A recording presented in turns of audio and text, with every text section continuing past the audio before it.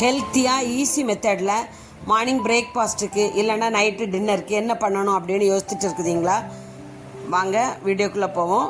நம்ம இன்றைக்கி குயிக்காக 3 மினிட்ஸில் இந்த தோசை நம்ம பண்ணிடலாம். நான் அதுக்கு 1 டேபிள் ஸ்பூன் வெந்தயம், 100 கிராம் ராகி, 100 கிராம் இட்லி அரிசி, 50 கிராம் உளுந்து, இது எல்லாத்தையுமே டேப் வாட்டரில் நீட்டாக க்ளீன் பண்ணி எடுத்துட்டு அதை 3 ஹவர்ஸ் ஊற வச்சா போதும். டைரெக்டாக நம்ம தோசையாட்டு சூப்பராக ரெடி பண்ணிடலாம். நான் அப்படி 3 ஹவர் ஊற வச்சு கிரைண்ட் பண்ணி இங்கே பாருங்கள், இந்த பக்குவத்தில் தோசையாக எடுத்திருக்கேன். இது இட்லிக்கும் நம்ம பயன்படுத்தலாம். நம்ம இன்னைக்கு தோசை பண்ண போகிறோம். இந்த மாவை தோசைக்கல்லில் ஊற்றி மாற்றி போட்டு எடுத்துட வேண்டியதான். இந்த தோசைக்கு மேலே ரொம்ப டேஸ்டாக இன்னொரு டிப்ஸ் சொல்கிறேன் பாருங்க. நான் இந்த தோசைக்கு மேலே ஒரு வெங்காயம், இட்லி பொடி இருந்தால் இட்லி பொடி, அது கூடவே ஒரு தக்காளி, இதெல்லாம் பொடிசாக கட் பண்ணி நமக்கு தேவையான அளவு இந்த தோசைக்கு மேலே நம்ம போடுறோம்.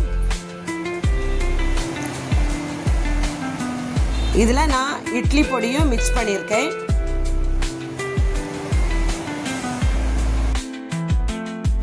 தக்காளி, வெங்காயம் இது எல்லாத்தையுமே ஸ்லைஸாக கட் பண்ணிவிட்டு அது கூடவே இட்லி பொடியும் சேர்த்து நல்லா மிக்ஸ் பண்ணி வச்சுட்டேன். அதை தான் நம்ம இப்போ போடுறோம். இது எல்லாத்தையுமே தோசைக்கு மேலே அப்படியே போட்டுட்டு அதை மாற்றி போட்டு எடுத்துட வேண்டியதுதான்.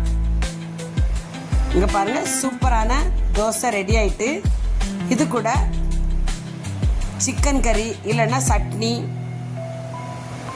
வச்சு சாப்பிட்டா சூப்பராக இருக்கும், ரொம்பவே ஹெல்த்தியாக இருக்கும். நீங்களும் உங்கள் வீட்டில் இதை மறக்காமல் பண்ணி பாருங்கள்.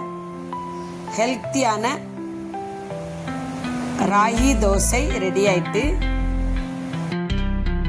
தோசை கூட பொடியோ அல்லது சட்னியோ இல்லாமலே வெறுமையாகவே சாப்பிடலாம். அந்த அளவுக்கு நல்லா டேஸ்ட்டாக இருக்கும்.